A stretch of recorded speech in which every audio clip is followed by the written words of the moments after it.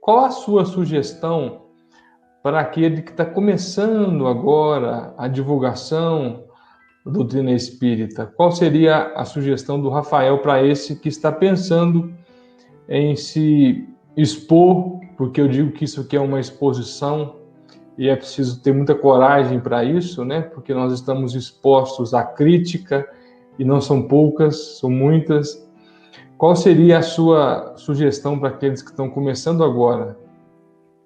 Excelente pergunta. E eu gostaria de fazer a mesma pergunta, porque eu me sinto um iniciante.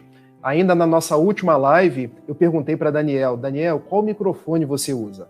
Qual câmera você usa? Você tem como me dar umas dicas? Porque todos nós aprendemos uns com os outros. Todos nós podemos nos ajudar. A educação ela é um processo dinâmico. Um ensina o outro, que ensina o outro, e nós vamos entendendo aquela escada de Jacó do Velho Testamento. O que subiu um degrau ajuda aquele que está num degrau a menos. Que dicas eu daria? Primeiro, estude o Espiritismo. Eu vejo muita gente querendo falar de Espiritismo sem conhecimento doutrinário. Às vezes a pessoa ela tem brilho nos lábios, mas não conhece o Espiritismo. Às vezes a pessoa consegue ter empatia, mas não conhece o Espiritismo. Às vezes a pessoa tem aquele verbo iluminado, mas não sabe as questões do Livro dos Espíritos. Então, para a gente falar num determinado assunto, nós precisamos conhecer o assunto. Essa é uma dica de Kardec.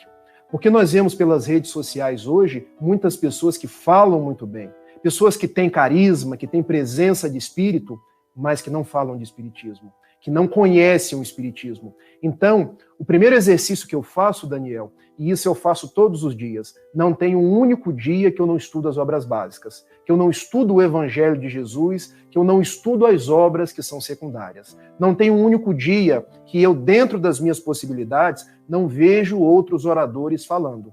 Porque nós não temos um seminário para aprender a ser apresentador, facilitador de estudo espírita, orador. Então a gente vai aprendendo uns com os outros. E a gente aprende vendo os outros fazendo até encontrar o nosso jeito.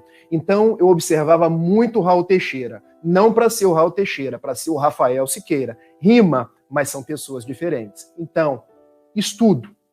Ser você mesmo. E a terceira dica é a dica do benfeitor Humberto de Campos. Porque numa de suas crônicas, ele narra uma pessoa que queria ser palestrante espírita.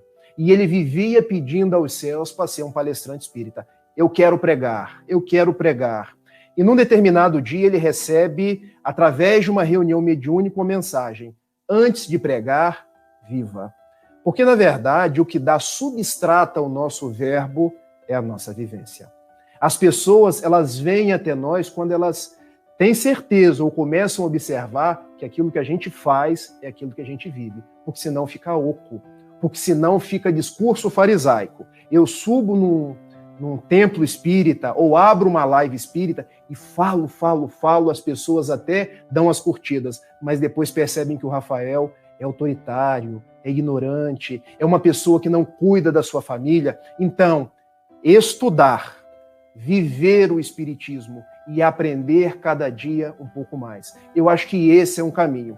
E outra coisa, não adianta eu começar hoje e querer ser igual ao Daniel. Isso é o tempo, tá, gente? O tempo é o grande burilador das nossas oportunidades. Com o tempo a gente vai se maturando e vai se melhorando. Então, tenhamos paciência. Mas ser paciente não quer dizer ser inerte. Porque tem muito trabalhador espírita, Daniel, que diz assim: quando eu for bom, eu vou pregar.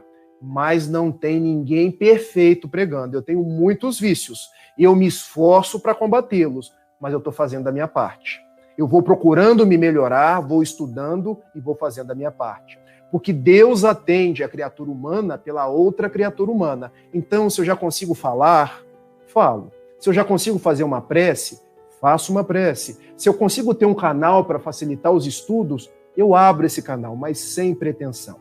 Porque nós, enquanto trabalhadores espíritas, somos apenas aqueles meios. Porque quem nós devemos reverenciar é Jesus. Se nós começarmos a brilhar mais do que Jesus, tem alguma coisa errada. A gente precisa repensar os nossos passos. Então, em linhas gerais, são esses os conselhos que eu deixo.